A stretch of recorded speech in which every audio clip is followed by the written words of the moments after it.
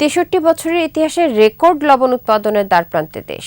তীব্র তাপপ্রবাহ অব্যাহত থাকলে চলতি মৌসুমে লক্ষ্যমাত্রা পূরণ হয়েও কয়েক লাখ টন বাড়তি লবণ উৎপাদনের সম্ভাবনা দেখছে বাংলাদেশ ক্ষুদ্র ও কুটির শিল্প কর্পোরেশন বেসিক।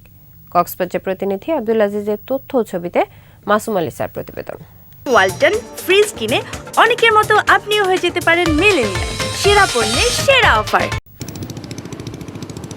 কক্সবাজার ও চট্টগ্রামের বাঁশখালী উপকূলে লবণ চাষে আশীর্বাদ হয়ে এসেছে চলমান তীব্র তাপপ্রবাহ।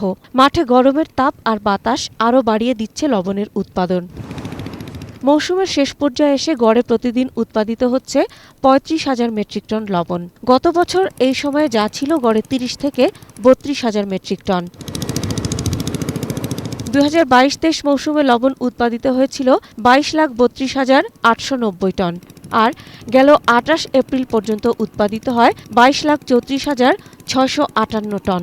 অর্থাৎ ওই দিনই আগের বছরের বার্ষিক উৎপাদন ছাড়িয়ে যায়। আগামী এক সপ্তাহ বৃষ্টি না হলে চলতি বছর লবণ উৎপাদনের লক্ষ্যমাত্রা ছাড়িয়ে যাবে বলে আশা সকলের। রেকর্ড লবণ উৎপাদনে খুশি মাঠ পর্যায়ের চাষি, ব্যবসায়ী ও লবণে নির্ভরশীল কক্সবাজারের মানুষ। আর যদি মাঠের লবণের দাম যদি মহঙ্গ হইলেও মাঠ মহঙ্গ হইলেও লবণের দাম ভাড়া তা হরি উৎপাদনের মধ্যে ২০০ মন ২২০ মন এই দূরে এই পর্যন্ত উৎপাদন হচ্ছে কিন্তু দাম হচ্ছে না। গরম যখন বেশি পড়তেছে আমরা ৩ দিনের ভিতরে তুলতে পারছি লবণ। লক্ষ্যমাত্রা অর্জিত হলে লবণ আমদানির কোনো প্রয়োজনই হবে না। আমাদের উৎপাদন কোনো সময়ই আমরা ২২ ক্রস করতে পারিনি।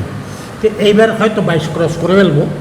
তো এই অর্থে এই নয় যে আমরা রেকর্ড ভঙ্গ করছি, উৎপাদনের রেকর্ড ভঙ্গ করছি। চলতি মৌসুমে লবণ উৎপাদিত হচ্ছে ৬৮,৩৫৭ একর জমিতে। গত বছর যা ছিল ৬৬,৪২৪ একরে। চাষির সংখ্যাও ১,২২৮ জন বেড়ে দাঁড়িয়েছে ৪০,৬৯৫ জনে। সিজনটা প্রলম্বিত, প্লাস আপনার আমাদের জমির পরিমাণ কিন্তু এবছর বৃদ্ধি পেয়েছে ১৯০০ একরের বেশি।